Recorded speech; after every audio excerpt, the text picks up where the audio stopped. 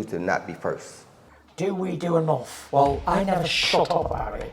It must have been about 16, 17. We nicked their guilt rings.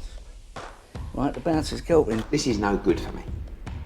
That's the reality. If you want the honest truth, and I see it every day.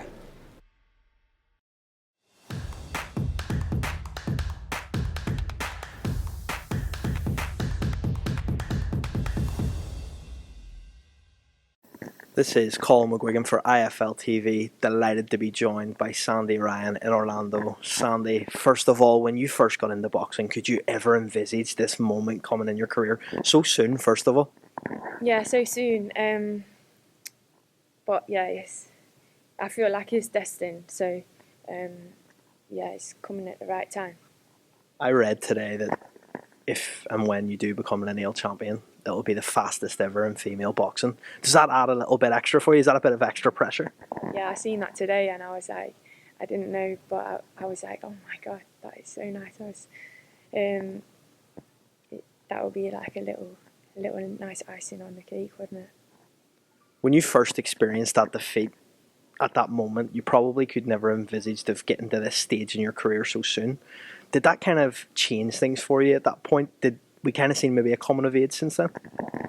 Oh yeah, from that defeat, I thought my career was over. I thought everything was over, and it took a lot for me to turn that around and my life around. But I've done it, and I'm a much better person now. Grown woman, 30 years old now, and so yeah, life lessons, and it's made me into a better person. What was it you took from that defeat at the time? Was it that initial reaction of you couldn't believe that you're always gone? Because in boxing, a lot of people have that in their head, but nowadays it's more understanding for a fighter to get a loss, and I feel like these days it's not looked at like it once was before. Yeah, it's not. It's like now. It's like keeping your O, isn't it? Back in the day, it wasn't the best for the best and all that. So it was a lot, because it's a lot on social media that.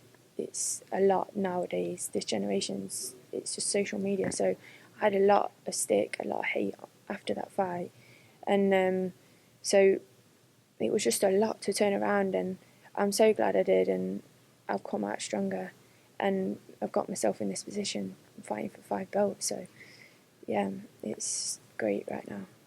Jessica McCaskill made some comments in the lead up to this fight. What was your reaction when you initially read them? Did you think like, well, there's a chance here Matchroom might pull this because she was so defamatory towards the company?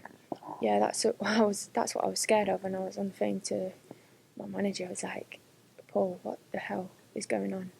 And because that was my initial thought, please don't pull the fight. Like, I put so much into this camp. I've been away from home for so long, and yeah, it's just that's a lesson to mind your business, isn't it? Just focus on you, focus on your fight, what you got coming up, and mind your business. I think that's the experience maybe that you've gained through this short time that you've been a pro, that now you feel that you're maybe even more experienced mentally than Jessica McCaskill, and do you feel that that'll take something into this fight for you and will give you an edge? Yeah, definitely.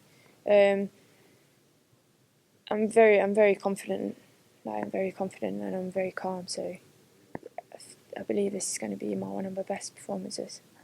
When we speak about a best performance, Jessica McCaskill's been in there with some really, really tough fighters. She's shown that she can go the distance. She's shown that she can take people to deep waters. Do you feel that you've got just too much for her, and how do you think that you exploit her weaknesses on Saturday night? I've just been more smarter than her. Yeah, she's very tough, and that's why I respect her a lot. And she can go to deep waters, but I can also go to deep waters. So that's what makes it a great fight. And so whatever needs to be done to get the win, I'm gonna make sure I pull it out of the bag. I hate asking fighters for a prediction on fight week, but how do you see this one going? Do you think that you have the power on Saturday night to stop Jessica McCaskill? Will this be a dominating victory for Sandy Ryan come Saturday night? Just a win. I want to get that win. I want them 5 belts, and I want to. In my head, I want a clean performance. I want it nice, so people will see this girl's good. Not just, oh, she can have a tear up. Everyone knows I can have a tear up. But I want them to see that was nice. You know, some of the rounds in throughout the fight, I want people watching and people in the crowd, people back home watching, be like, that was nice. That's how I want the performance to go.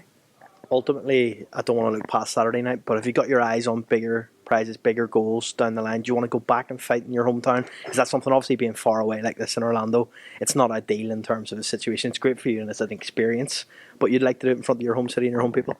Of course, I do want to do it in front of the UK fans, Derby fans. But it's also like it's nice for me being here, making my American debut, and I feel like I've got a lot of supporters over here, so it'd be nice to build on that. So yeah. Any names after this one that you'd like to go for next? Just anyone. I'm sure they'll be calling me out after this. Sandy Rand, thank you very much for your time. Appreciate it. Thank you. You to not be first. Do we do enough? Well, I never shut up about it. It must have been about 16, 17. We nicked their guilt rings. Right, the bouncers' guilt rings. This is no good for me. That's the reality. If you want the honest truth, and I see it every day.